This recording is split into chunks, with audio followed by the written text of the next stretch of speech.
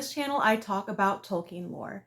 Today we are talking about the aftermath of Dagor Bragollach, the Battle of Sudden Flame. For 2 years after Dagor Bragollach had begun, the Noldor were able to defend the pass of Sirion.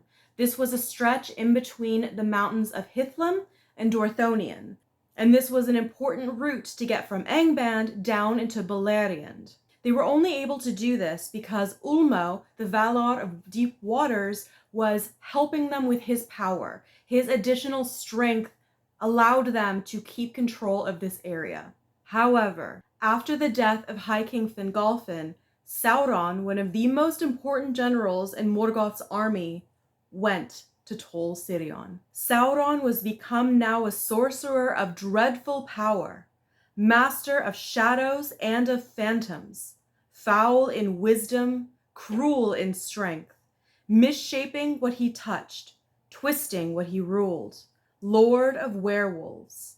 His dominion was torment. It's a fantastic quote that I will 100% be keeping in my back pocket. Also, if this is your first foray into the notion that werewolves exist in Middle-earth, werewolves and vampires. Vampires come up a little later, so fun fact.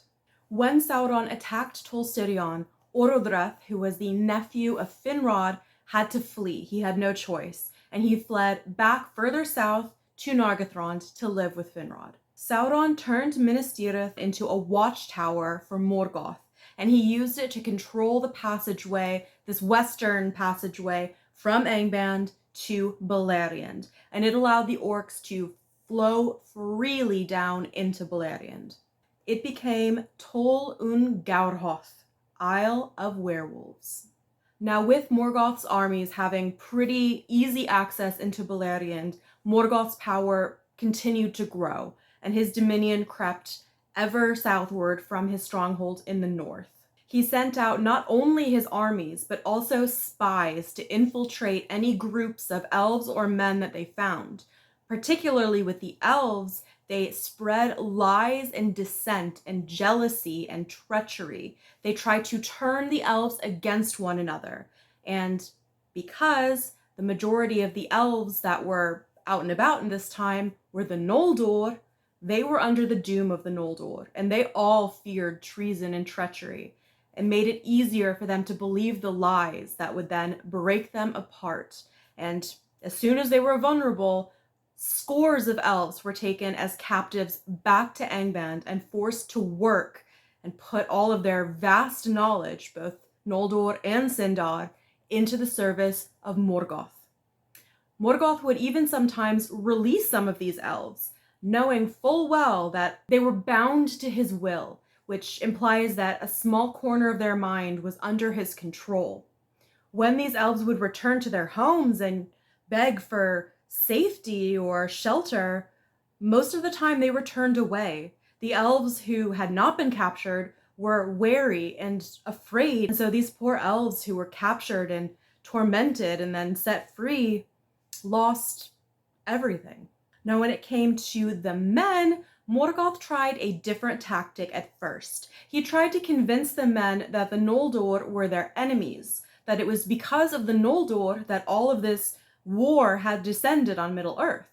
And while that's a little true, Morgoth was always going to try to take over Middle-earth. And the Edain, the houses of men that were in the area at this time, they did not believe Morgoth's lies. And so he turned on them the same way he had the elves, and he had his orcs pursue and hunt down as many men as he could. Again, when I say men, I mean men, women, and children, humans basically, but Tolkien uses men, so that's what I use. And with his plan against the Edain not working, he sent messengers out further into the east of Middle-earth to try to lure more men into the area where he was. And it seemed like this worked, because around this time, the swarthy men, as Tolkien describes it, basically people with darker complexions, arrived into the west of Middle-earth, into Beleriand. Tolkien describes these new groups of men as being darker skinned and shorter, but broader and stronger than the Edain who had gotten there first, basically. And although some of them did come under the influence of Morgoth, Many of them came for the same reasons that the Edain had. They heard that there were these open, rich lands in the west, and they wanted to see what they would find. Now, these groups were numerous, with many different chieftains. It's not like the Edain who came in 3 groups. Now we have a lot more different groups. And some of them found that they actually preferred the dwarves to the elves and didn't really get involved with the elves. But some did. And Medros saw the potential of making allies with these newcomers. And so he invited the 2 greatest houses to join his sort of family group. And these houses were led by the chieftains Bor and Ulfang. The house of Bor and his family followed Medros and Maglor, while the house of Ulfang followed Caranthir. And it's not going to end well, because nothing ever does with Caranthir. Now, the Edain and the Easterlings didn't care all that much for each other, but truth be told, they probably didn't know each other very well, because the Easterlings, as their name might suggest, they kind of hung out in the east. They stayed around Thargelion and the marches, around that area, whereas the Edain, for example, the house of Beor, well, they were pretty much gone, and I'll go into them a little bit later, but they were decimated by Dagor Bragollach. And then we have the people of Hador, who are all up in Hithlum, and they're not really going anywhere because the fighting is still pretty bad there. And then we have the people of Haleth. One of my next videos will actually be all about Haleth and her people and their journeys, but right now what you need to know is that they're guarding the forest of Brethil, and when Sauron took over Tol Sirion and opened the spillway from Angband into Beleriand, they would have overrun the forest.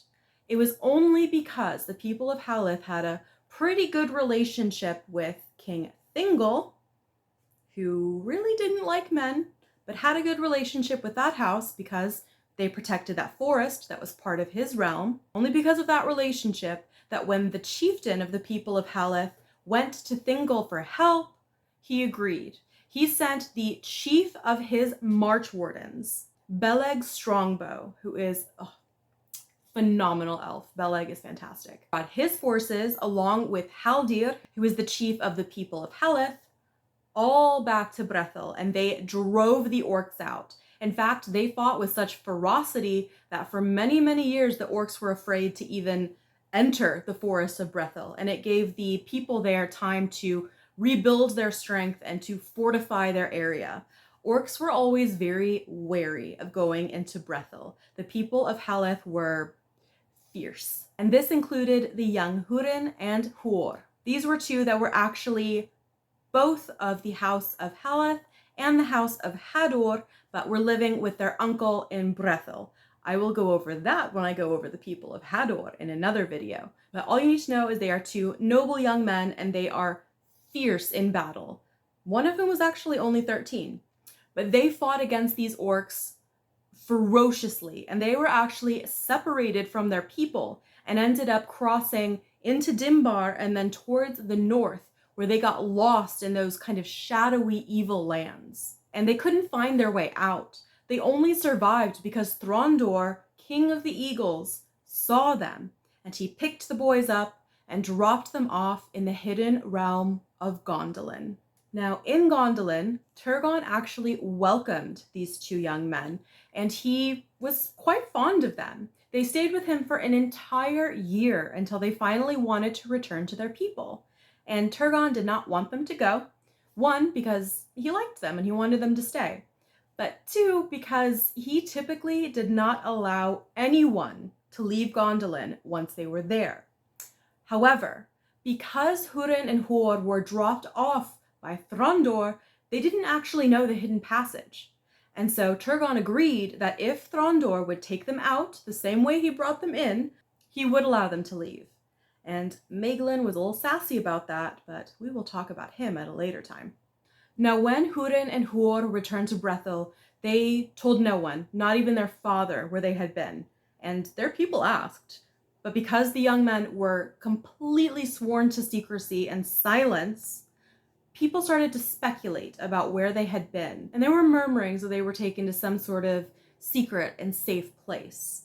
And these rumors made it back to Morgoth. Now, at the same time, Turgon, who for the first time knew the full extent of Dagor Bragollach, he was pretty worried. He had not allowed any of his people to go out and help in the fighting, and now that he knew how bad it was, he still did not send any of his people out to fight.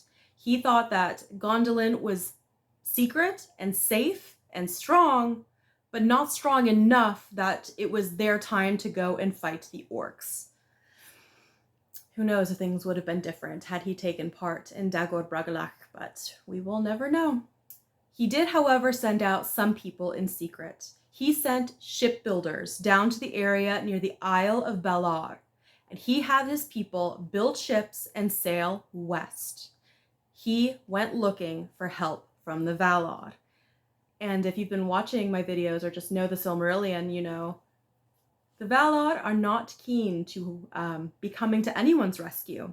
The great spirits of the furthest west were not interested. And in fact, none of Turgon's ships ever even made it to the continent of Aman.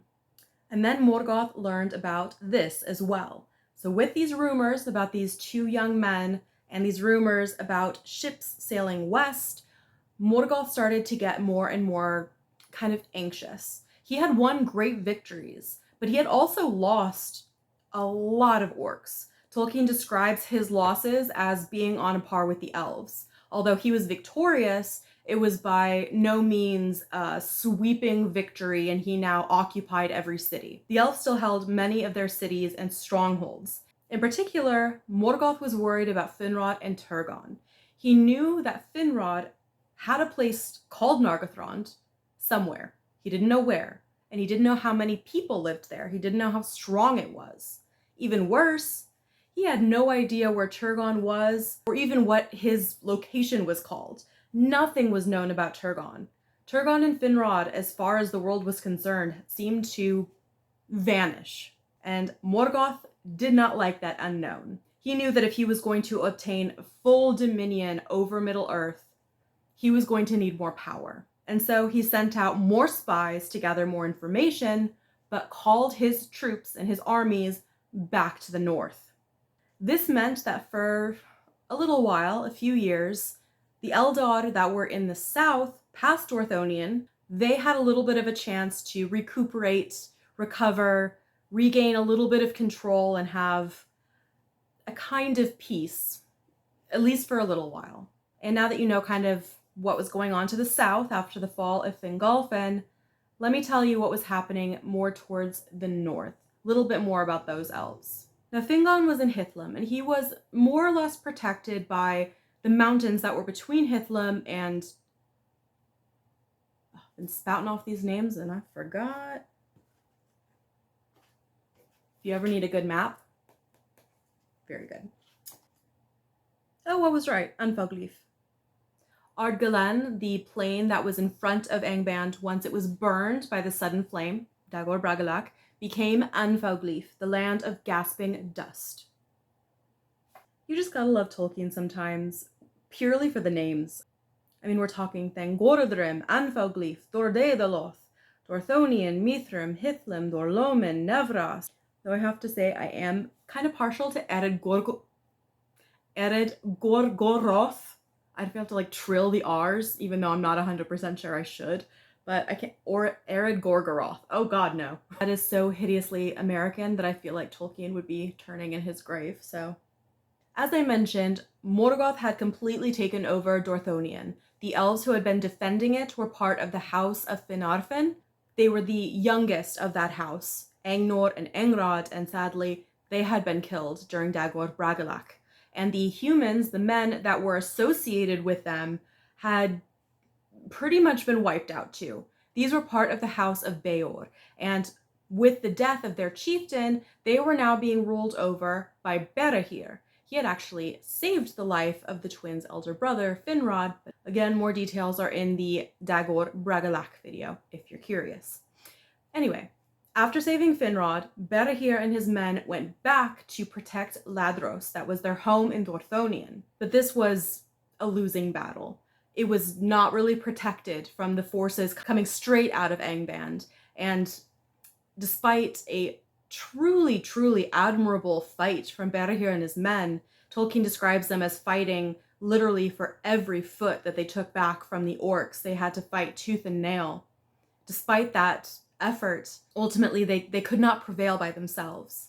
And so Berihir's wife, whose name is Emeldir the Man-Hearted, it's just something I love about that, she, despite wanting to stay with her husband and son, agreed to take the surviving people of the House of Beor and to find safety somewhere else.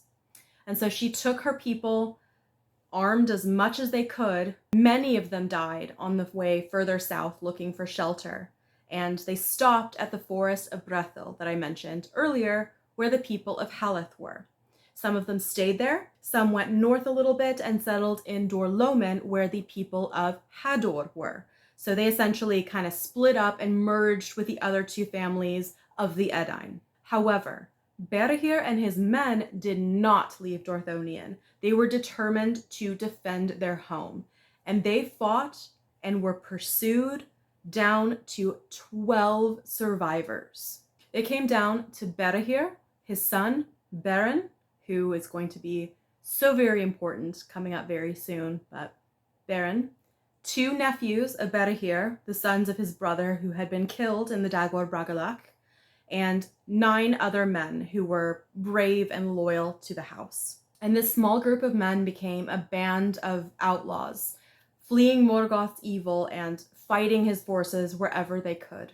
Berihir and his men were hunted like wild beasts, and they retreated to the barren highland above the forest and wandered among the tarns and rocky moors of that region, furthest from the spies and spells of Morgoth. Their bed was the heather, and their roof the cloudy sky. They were truly an admirable group of men, and they are the ancestors of Aragorn. So back to the time of peace in the south of Beleriand. During the years that passed, Morgoth amassed more and more power. His forges worked like crazy, and he rebuilt his forces. So that 7 years after Dagor Bragollach, he was ready to launch a new attack. This time he came down hard on Hithlum. The chieftain of the people of Hador was named Galdor. Hador had been his father, and he had been killed during the Dagor Bragollach. Unfortunately, defending the same strongholds that had taken his father's life, Galdor was also slain. And then it was Galdor's son, Hurin, same Hurin from earlier, who had been very brave while fighting in Brethil, because everybody's related. Hurin was mighty in battle, and he was so mighty that he was not only able to repel the orcs, he actually managed to get them to turn tail and run back across Anfogleif while he chased them across the sand. After this battle, Hurin became the new chieftain of the people of Hador and continued to serve Fingon and his people. Fingon, on the other hand, was not quite out of the line of fire, because Morgoth had learned a little bit since his last attack on Hithlum. He didn't just send his orcs up against the mountains. He sent them around to the north, and this time the orcs were able to enter Hithlum from the north and to fight on the plain itself. Fingon was completely outnumbered and very likely would have been overrun, but Círdan the Shipwright and his people, the Falathrim, who technically weren't really supposed to be involved because they were of the Sindar under the control of Thingol, who did not want to get involved, but thank goodness he did, because Círdan brought his armada up around the west and into the Firth of Drengust and saved Fingon. Bolstering his people, they were able together to send the orcs fleeing back. And so, despite this somewhat victory towards the end, Beleriand was destroyed. It would never be the same, and it would never recover. The elves still had their strongholds. They had their walled cities. Gondolin being the first that comes to mind, because no one knew where it was or how to get there. A little less so would be Nargothrond, because there are still a fair amount of elves that do know where it is, even though Morgoth does not. We also have Dorthonion and Menegroth. That entire forest is protected by the magical enchantments of the Girdle of Melian. None of the orcs can get in, so that's pretty safe. And then we also have the smaller fortified areas.